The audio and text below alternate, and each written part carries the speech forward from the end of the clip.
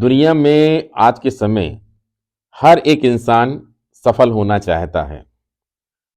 लेकिन क्या आपने सोचा कि सफल होने के लिए जो कार्य, जो मेहनत हमें करनी चाहिए, वह कितने लोग कर पाते हैं? आंसर होगा बहुत कुछ गिने चुने लोग ही अपना लक्ष्य हासिल करने के लिए वो मेहनत करते हैं जो उन्हें करनी चाहिए। अक्सर यह देखने में, सुनने में आता है कि बेरोजगारी की समस्या है, रोजगार नहीं मिल रहा है। वास्तविकता ये नहीं है। संसार में कार्य बहुत सारा है, लेकिन उस कार्य को करने की क्षमता वाले लोगों की बहुत कमी है। कार्य इतना ज्यादा है कि 8 अरब आबादी दुनिया की है। सब भी कार्य करने लग जाएं, तब भी कार्य खत्म नहीं होने वाला। कार्य इतना ज्यादा है, लेकिन स्किल कितनी है, उस कार्य करने की क्षमता वाले व्यक्तियों की संख्या कितनी है? बहुत ही ज्यादा गिनी चुनी है, बहुत कम संख्या निकलेगी उसकी। हमने एक एग्जाम का फॉर्म भरा और इसके बाद हमने एग्जाम दे दिया, अपने हिसाब से तैयारी कर ली और बोले सफल नहीं हो पाए। हमने मेहनत तो की थी लेकिन सफलता नहीं मिली। पूरी तरह गलत बात है। आपने वो मेहनत नहीं की जो करनी चाहिए थी। आप अपने आप से पूछिए, सबसे अच्छे से आप ही जाना करते हैं कि आपने उसके लिए कुल कितनी मेहनत की है। क्या सच में उतनी मेहनत की है जितनी आपको करना चाहिए? अगर अच्छे सोचेंगे आप तो आंसर मिलेगा हरगिज नहीं की है हमने। इसके संदर्भ में आज हम कुछ बातें आप लोगों के सामने शेयर करेंगे, चर्चा करेंगे। आप लोग उन्हें ध्यान से सुने। अगर सुन पाएंगे तो हो सकता है आप अपने लक्ष्य में आज से ही सफल होना शुरू हो जाएं। दुष्यंत कुमार की 2 पंक्तियां आपने जरूर सुनी होंगी। कौन कहता है आसमां में सुराग नहीं हो सकता? कौन कहता है आसमां में सुराग नहीं हो सकता? तबीयत से एक पत्थर तो उछालो यारो। अब सुनने में तो बड़ा ऑकवर्ड लगेगा ये कि आसमां में सुराग करने की बात दुष्यंत कुमार कर रहे हैं। भला आसमां में सुराग कैसे हो सकता? कितनी भी तबीयत से पत्थर हम उछाल लें क्या होगा? लेकिन यह बात आपके समय में तब तक नहीं आएगी जब तक आप तबीयत से पत्थर उछालेंगे नहीं। तबीयत से पत्थर उछालने का मतलब यह हुआ कि आप यह मत देखिए कि लक्ष्य कितना बड़ा है, सफल हो सकते हैं, नहीं हो सकते हैं। आप कर्म करने के लिए अग्रसर हो जाइए। आप खड़े खड़े भाषण देते हैं, नहीं वहां तो संभावना नहीं है कि शायद सफल हो पाए, इसलिए कोशिश ही क्यों करें। विवेकानंद कहते हैं चलते रहो, दौड़ो, दौड़ नहीं सकते हो तो पैदल चलो, पैदल नहीं चल सकते तो रेंगते चलो, लुढ़कते चलो। मतलब मूवमेंट आना चाहिए। आप अपनी लक्ष्य की तरफ अगर अग्रसर होंगे तो कभी ना कभी वह डिस्टेंस कम जरूर होगी और आप अपने लक्ष्य में जरूर पहुंचेंगे। कई बार ऐसा होता है प्रकृति में, बहुत सारे असंभव जैसे कार्य होते हैं जो लगता है ये कभी भी संभव हो ही नहीं सकते। इसके संदर्भ में एक छोटी सी स्टोरी हम लेते हैं। नदी का तट था और नदी में पानी बह रहा था और क्या हो रहा था कि उस नदी में एक काले रंग का चींटा बह रहा था। लेकिन चींटे की स्ट्रगलिंग पावर कितनी गजब की होती है। वह नदी के प्रवाह के विरोध में पूरा जोर लगा करके उससे बाहर निकलने की कोशिश करता है। कोशिश करते करते करते करते वह काफी किनारे पहुंचता है और किनारे में जब आता है तो एक छोटा सा तिनका होता है। उस तिनके पर चढ़ता है और तिनके के जैसे ऊपरी भाग में पहुंचता है और वहां से बाहर निकलने को होता है तो तिनका कुछ ऐसे एंगल में रखा रहता है जिससे कि ऊपरी भाग में जैसे वो आता है तो तिनका उसके वजन से नीचे हो जाता है और चींटा फिर से पानी में बह जाता है। अब इसके बाद फिर से वो फिर प्रयास करता है। लगातार कोशिश करने करने करने के बाद वह फिर से एट लास्ट कहां पहुंचता है? तिनके तक ही पहुंचता है। और तिनके में फिर से वैसी चढ़ता है और चढ़ने के बाद फिर से टॉप में पहुंचता है और टॉप में जैसे ही पहुंचता है उसके वजन से वह फिर से डूब जाता है और फिर बह जाता है। लेकिन वह चींटा हार नहीं मानता है, वह बार बार प्रयास करता है और तिनके तक पहुंचता है और ऊपरी सिरे तक आने पर जैसी पहुंचता है फिर से तिनका उसके वजन की वजह से झूल जाता है और वह चींटा पानी में बह जाता है।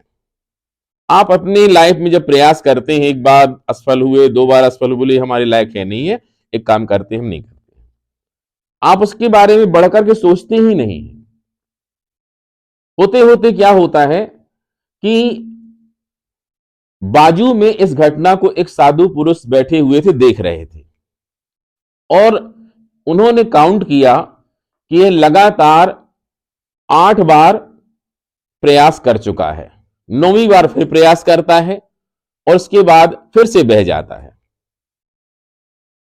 साधु पुरुष उस चींटे की संघर्ष क्षमता से इतने ज्यादा प्रभावित होते हैं कि जब 10वीं बार वो उस तिनके पर चढ़ता है और जैसे ऊपर तरफ पहुंचता है तो साधु पुरुष तिनके का निचला हिस्सा हाथ से पकड़ते हैं और उसको तिनके को उठा के जमीन में रख देते हैं।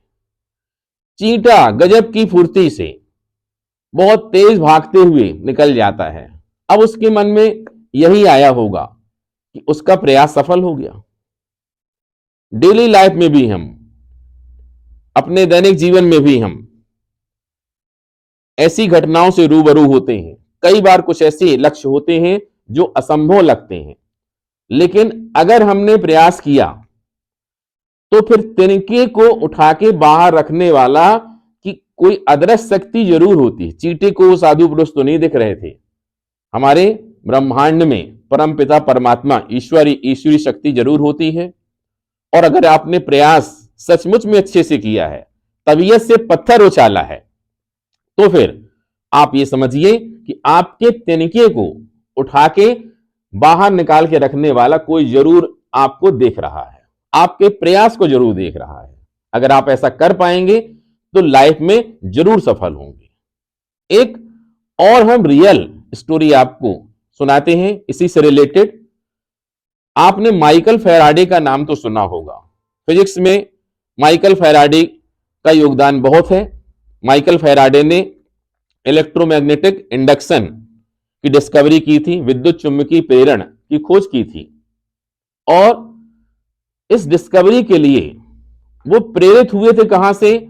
ऑरस्टेड से प्रेरित हुए थे। ऑरस्टेड ने एक डिस्कवरी की थी कि अगर किसी भी कंडक्टर में, किसी भी वायर में करंट फ्लो किया जाए, धारा बहाई जाए, तो उस तार के चारों तरफ विद्युत क्षेत्र के साथ साथ चुंबकीय क्षेत्र ही बन जाता है। शॉर्ट में बोले तो करंट से मैग्नेट बन सकता है, ऐसा ऑरस्टेड ने बतलाया।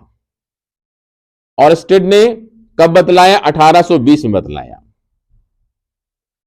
अब अक्सर जब भी कोई डिस्कवरी होती है, उससे प्रेरित होकर के बहुत सारे दुनिया के वैज्ञानिक उसके आसपास कुछ और खोज करने का प्रयास करते हैं।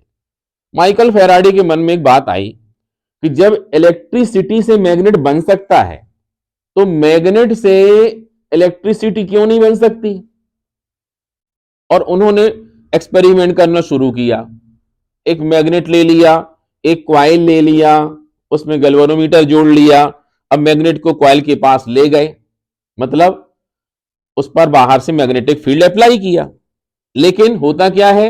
होता यह है, उनके अनुसार मैग्नेट से करंट बनना चाहिए और धारामापी विक्षेप आना चाहिए, डिफ्लेक्शन होना चाहिए, उस वायर में करंट जरूर आना चाहिए था। लेकिन ऐसा कुछ नहीं हुआ, बिल्कुल नहीं हुआ। उन्होंने बहुत प्रयास किया, एक बार किया, 2 बार किया, 4 बार किया, 10 बार किया। यह कार्य उन्होंने कितने बार किया? आपको जान के आश्चर्य लगेगा। एक दिन किया, 2 दिन किया, हफ्ते भर किया, महीने भर किया, 2 महीने किया, 4 महीने, 6 महीने, साल भर किया? नहीं, उन्होंने इस कार्य को तब तक किया जब तक इसमें उन्हें सफलता ना मिल जाए। हुआ क्या, जब अनेकों बार, सैकड़ों बार एक्सपेरिमेंट करने के बाद करंट फ्लो नहीं हुआ, तो उनकी लाइफ का ये हिस्सा बन गया। एक छोटा सा गैल्वेनोमीटर, एक क्वाइल और एक मैग्नेट अपने जेब में ही रख के चलने लगे। वो कहीं पर बैठे हैं, निकाल करके फिर से एक्सपेरिमेंट करना शुरू। यह कोशिश उनकी लगातार लगभग 11 वर्ष तक चलती रही। 1820 की बात है। अब 1831 में एक घटना घटित होती है, वैसी घटना घटित होती है जैसे चींटे के तिनके को वो साधु पुरुष ने बाहर निकाल दिया था।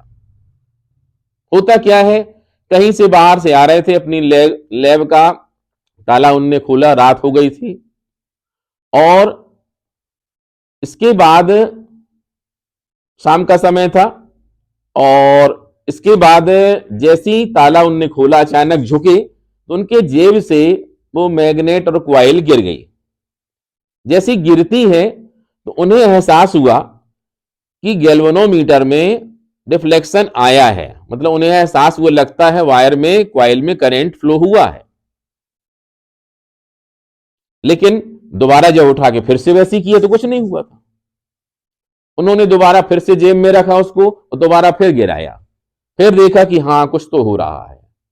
अब चूंकि साइंटिस्ट ही थे, बात को समझते देर नहीं लगी, और उन्होंने मैग्नेट को